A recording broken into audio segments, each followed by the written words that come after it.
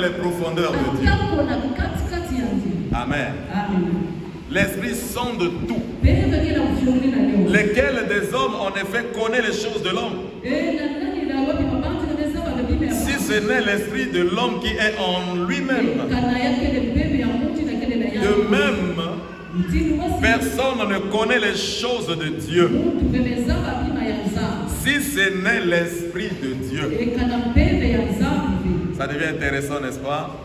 Le verset 12. Car nous n'avons pas reçu l'Esprit du monde, mais l'Esprit qui vient de Dieu. Pourquoi?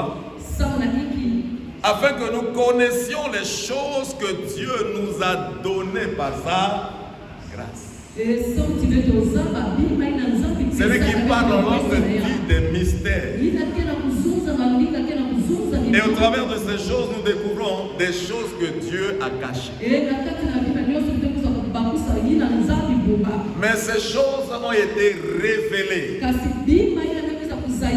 au peuple de Dieu, à ceux qui aiment Dieu. Alléluia. C'est l'Esprit qui révèle cela. Le but est de nous amener à connaître ce que Dieu a préparé. La langue, c'est lui qui parle la langue, et la langue des anges dit des merveilles, révèle des secrets. J'ai été humilié un jour lorsque je priais pour la délivrance. J'ai ordonné à l'esprit de partir. Mais rien n'a changé. Le démoniaque est là par terre. Je suis là. Et c'est une première fois que j'ai eu l'esprit muet. L'esprit qui a possédé la personne ne parle pas. Et ne veut pas parler. Et du coup, j'ai été inspiré à parler en langue. J'ai commencé à parler en langue. Et du coup, il y avait la tonalité. Et j'ai entendu l'esprit qui possédait la personne dire: je ne supporte plus ce que tu dis là. Qu'est-ce que tu dis? Ça me dérange. Je m'en vais. Et la délivrance a eu lieu comme ça.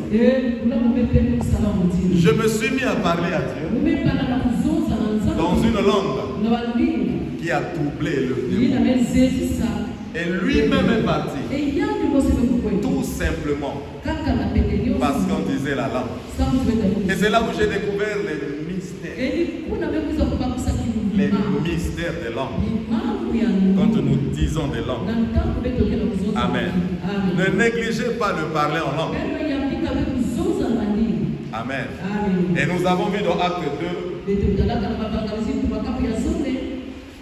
que le jour de la Pentecôte, ils étaient ensemble dans un lieu.